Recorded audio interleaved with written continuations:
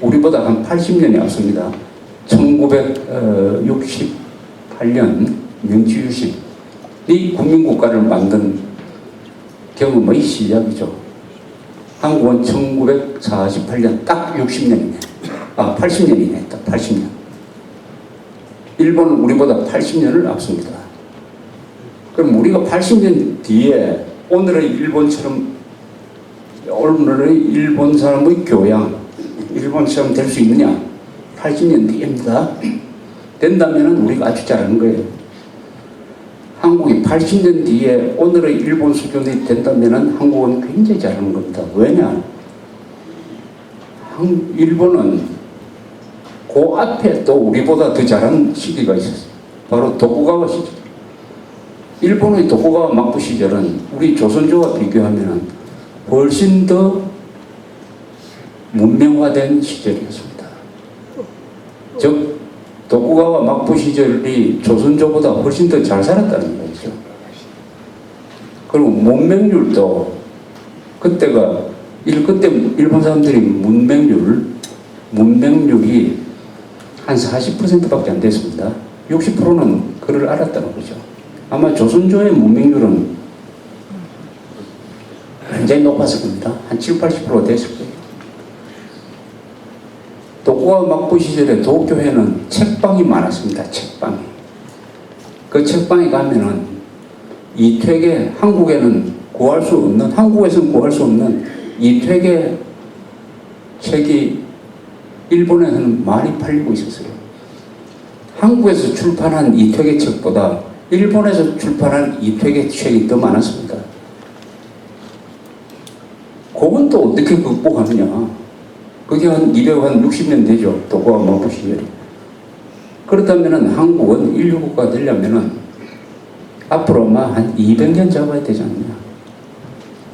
당대에 우리가 살아있을 때 한국이 인류국가 된다? 불가능하죠. 근데 불가능한 걸 계속 된다고 이야기해요. 그게 억지로, 인류국가가 억지로 되면 참 좋겠어요. 안 됩니다, 절대로. 여러분들이 살아계실 동안에 한국 인류국가 절대 안 됩니다.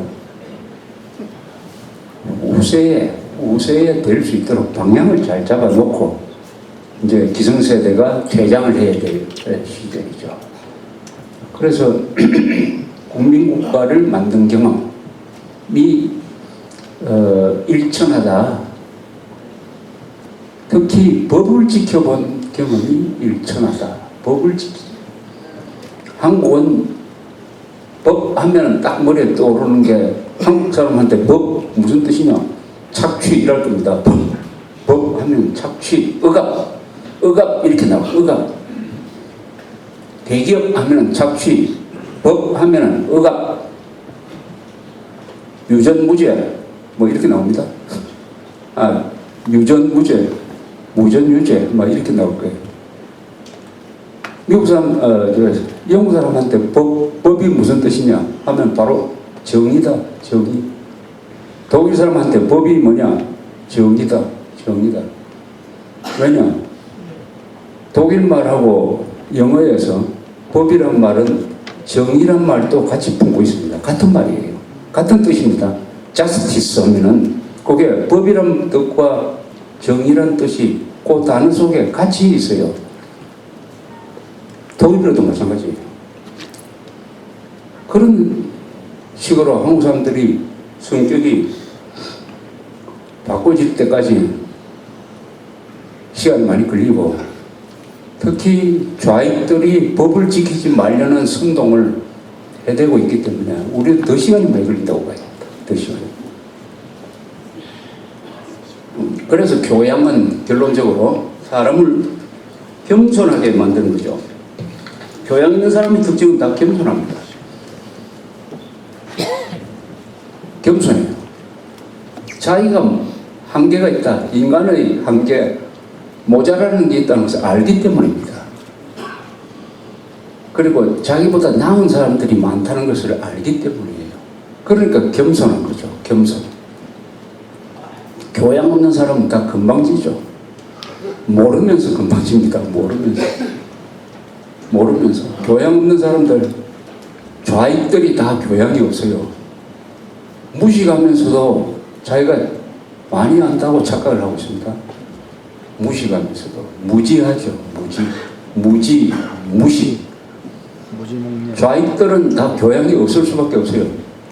좌익에 물들면은 인간이 다 비교양인이 되어버립니다. 오만해지니까. 마르크스가 한들 유물사관을 믿고 그걸 진리라고 믿기 때문에 이 신흥종교, 주체사상, 공산주의의 그 수법이 두 가지가 딱 같아요. 사교 집단하고 똑같습니다. 그 사교 집단에 속해버리면 오로지 교주한테만 충성을 바치게 되고 그 다음에 바깥 세상하고는 딱 연을 끊어버려요. 폐쇄 상태로 만들어버립니다. 그러면은 세상 돌아가는 것을 모르는 상태에서 교주 하나만 바라보도록 이렇게 하는 게 이 사교, 공산주의, 주체사상이 다 공통점이에요. 교양은 그런 것을 허용하지 않죠. 교양은 넓습니다. 광명의 세계예요. 공산주의, 사교 집단은 다 이게 어둠의 세계입니다. 어둠의 세계. 그래서 이런 좋은 가을에 우리가 여행을 합니다. 교양을 키우는 방법 중에서 독서와 더불어 여행을 많이 권하죠. 여행이 독서입니다. 이게 독서는 활자로 읽는 게 독서고 여행이라는 것은 몸으로 읽는 것입니다. 몸으로 역사를 읽는 것이죠. 몸으로 체험으로서. 그래서 여행을 많이 하라. 그건 무슨 뜻입니까? 많이 보라, 넓게 보라는 뜻이죠. 넓게 보라. 여행을 우리나라에서는 동양에서는 관광이라고 그럽니다.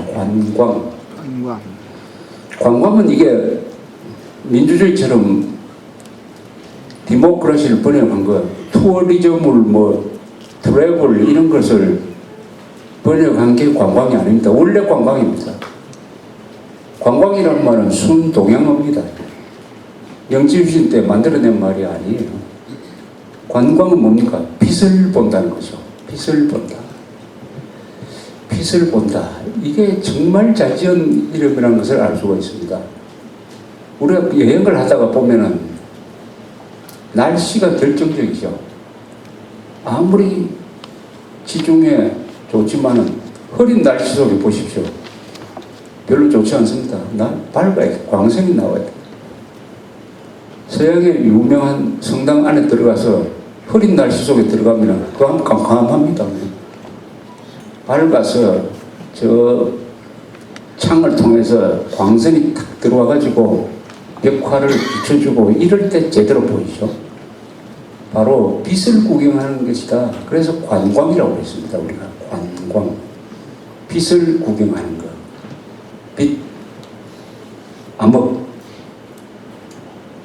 요것이 이 인간의 가장 중요한 것이 라이트. 빛이란 말 속에는 여러 가지 의미하는 바가 많이 들어가 있습니다. 지혜라는 말도 빛이란 라이트란 말 안에 들어가 있고. 그래서 이 가을을 되면 보통 독서의 계절이라고 하는데 독서의 계절이 아니라 여행의 계절이고 여행을 하는 것은 두 가지의 여행을 보는 거 아닙니까? 하나는 자연을 보는 것이고 하나는 사람이 만든 건축물을 보는 것입니다. 자연 속에서 이 신을 느낀다고 그러죠. 그래서 누구는 이런 이야기 하는 것도 내가 들었어요. 한국 사람들 중에 왜 이 건방진 사람들이 많으냐. 한국의 자연 때문이다. 한국의